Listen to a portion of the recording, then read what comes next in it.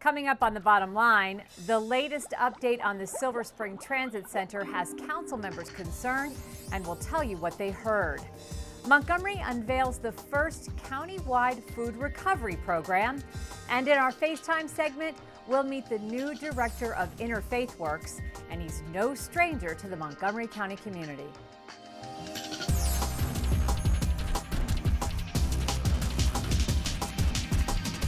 Thanks for watching, everyone. I'm Susan Kennedy. It's years behind schedule and millions of dollars over budget, and how to repair the Silver Spring Transit Center has been the topic of many discussions and meetings over the past several months. At the council's most recent update, members learned next summer's projected opening date is optimistic. Recently, consultants hired by the county recommended the contractor use a 2-inch latex modified concrete to cover cracks and exposed steel supports in the transit center. Director of General Services David Dyes says the original proposal by the contractor to patch areas with an epoxy bonding was vetted and rejected by the working group. Under the county's contract, and the county has very strong contracts for both construction and design. And under those contracts, the contractor must perform the work it's directed to do by the county and thoroughly bears the responsibility for all defective work attributable to the contractor. The same thing applies to the engineer. So to the extent that failures of design or workmanship are identified, the contractors and consultants must bear those costs. This is the letter to Folger Pratt. Dyes has sent a letter to the contractor, Folger Pratt, reiterating that point. In the meantime, work has begun to repair the pore strips at the transit center. Dyes told us WMATA has said it will consider adjustments to standards in curb height, which he says will save time and money for the contractor. He says WMATA is standing by its memorandum of understanding with the county regarding the operation of the facility. Metro senior management has clearly indicated that its intent is to accept and to operate this facility. And we've been working very, very closely with their senior staff and their engineers with that in mind. That is what our MOU with Metro has always contemplated, and Metro agrees and is adhering to that. Councilmember Valerie Irvin represents Silver Spring. In the end, she says what's most important is a safe, usable facility. Hopefully this remediation goes according to plan, and they fix whatever the issues are to make the Silver Spring Transit Center safe and beautiful and big and good for downtown Silver Spring. 8 months ago, at the direction of Councilmember Valerie Irvin, the council appointed a food recovery work group to look at ways the county could implement a food recovery program here. The goal of the program is to connect unused food with people who need it. Recently, the council received the recommendations of the work group and at the same time helped unveil the county's first food recovery program at Montgomery College. This little tiny seed has grown from a seed into a mighty tree. The food recovery program will be the first national county-wide effort of its kind. Earlier this year, the county's food recovery work group began developing ideas on how to create a program that would recover and donate surplus unsellable food. We put together a task force of the most fabulous, wonderful people in Montgomery County, smart people from business, from nonprofits, people who pour their heart and soul into the work they're doing, which is to make sure that there are no hungry children and no hungry families in Montgomery County. But more than that, we have embarked on something that's so extraordinary that it's the first of its kind in the nation. Councilmember Valerie Irvin was motivated to start the program here in Montgomery County after seeing the work of 2 University of Maryland students who created a model of food redistribution. We started at the University of Maryland 2 years ago, where I still go, and now are at 23 schools across the country, so exploding across the country, one of the fastest growing student movements right now. And we've just gotten a major grant from Sodexo Foundation up in Gaithersburg, so that has been very helpful. Montgomery College will enter into an agreement with the contractor that provides food service to the school that includes a food recovery element. So welcome, Dr. Pollard. Dr. Dereon Pollard says as an educator, this plan makes perfect sense. A hungry student is a distracted learner. A parent worried about putting food on his or her table is less worried about getting their biology homework done. And if we are to live up to our promise at Montgomery College of providing and promising endless possibilities, we must engage in the battle to end hunger in our community and to help our students succeed. Interfaithworks is one of the largest social services agencies here in Montgomery County. They offer programs that shelter, clothe, and feed county residents, and also provide support to help those folks become self-sufficient. Recently, Interfaithworks named a new executive director, and we got some FaceTime with him to find out what direction he plans on taking this essential organization. Jim, tell me how you went from running a newspaper to running a nonprofit. Well, that's an interesting thing. I really loved what I did at the Gazette. It was a wonderful career for me, but I had connections with Interfaithworks through the years, through their company's Caring Breakfast. I was on their planning committee, and we tried to help the committee bring awareness to the business community of our needs, and I really loved the organization from afar. Well, Becky Wagner was the executive director then, good friend of mine, business friend, and Becky would get up and tell these stories, and you could not leave that place with a dry eye. I mean, it was just an amazing, uplifting experience. 1 hour, it was quick in and out for the business people. So we went every year. And every year I think to myself, I gotta change my life. This is an amazing organization. They're doing such good work. And I just admired them from afar, got to know Becky really well. And I never thought for a minute I'd work for Interfaithworks. But then when I left the Gazette about 1.5 years ago, and I took some time off and I was trying to figure out what I wanted to do with my life, and the opportunity came for a new executive director here.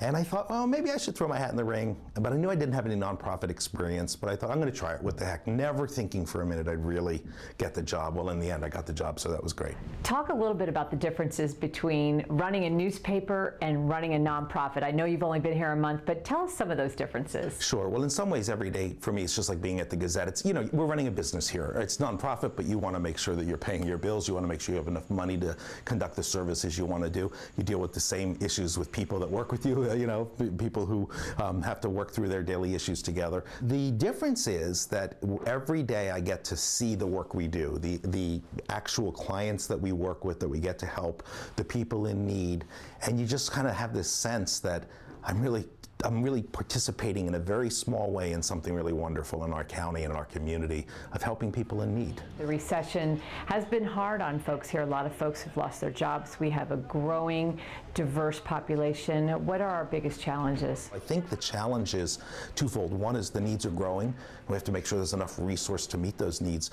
But second is sort of changing the perception about homelessness and poverty in the county, because I think people don't realize it's not what we think of stereotypically of homelessness, and I think there's an awareness problem. We have to make people aware, because this is a good-hearted community.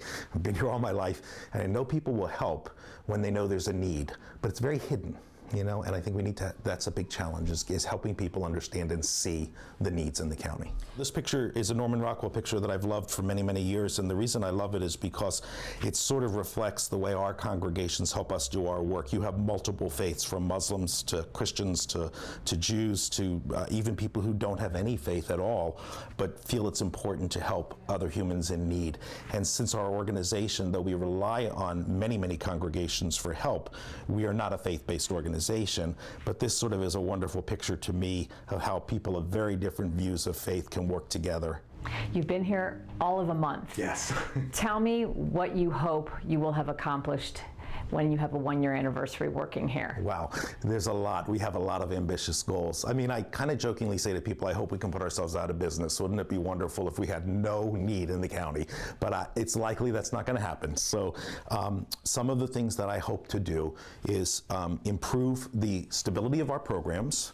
I want to help us raise funds by developing donations from various sectors of the community, because right now we rely some on county contracts and some on private donations, and I'd like to sort of have those buckets be a little bit deeper and a little wider so that we're not dependent on any one group.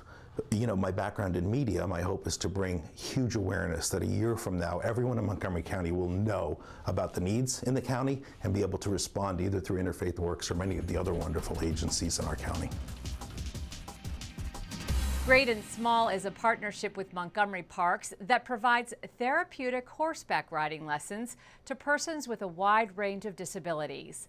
In this next piece, we see just how this program is connecting humans and horses in a healing environment.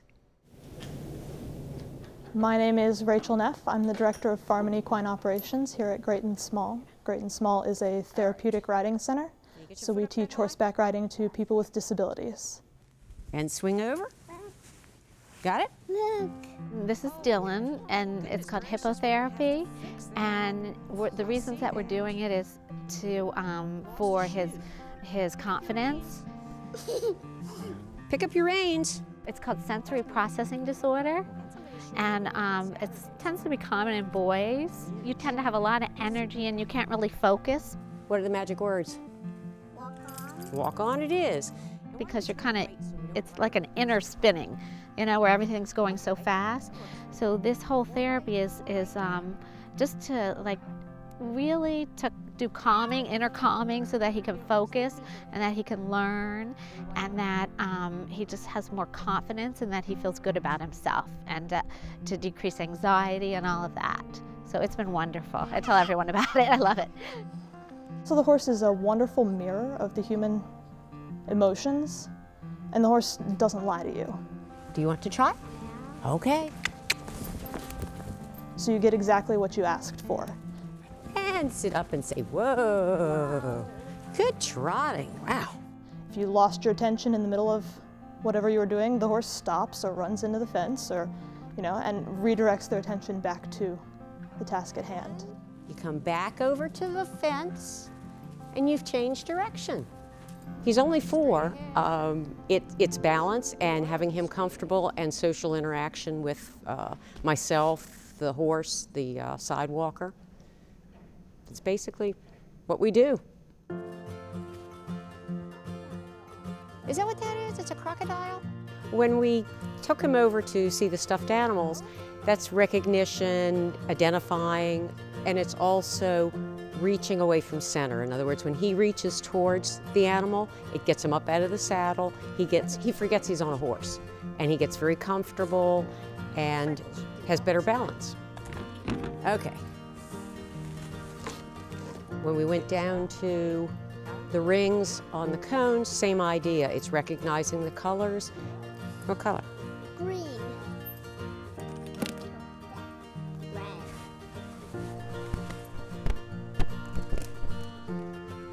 Yellow. It's reaching out and being comfortable and getting good balance. That's what we're working on with him. We got to put the other stuffed animals in the buckets. He likes to go outside. Part of this is to have fun. A big part of this is to always have fun. Try to put little learning skills in there, but basically having fun. That was fun. Was that fun? And it's very easy with them because they don't realize they're learning. There's absolutely a lot that the kids get out of their relationship with the horse. Developing social skills with the horse. Can you give her a pat and say thank you? How about a high five for Mr. Phillip for leading? And the horse's unconditional love for the rider. All right, sir. We'll see you next week. Awesome. You're awesome. Well, that's all we have time for in this episode, but we leave you with this week's Montgomery Moment, scenes from one of the jewels in the crown of Montgomery County, Great Falls.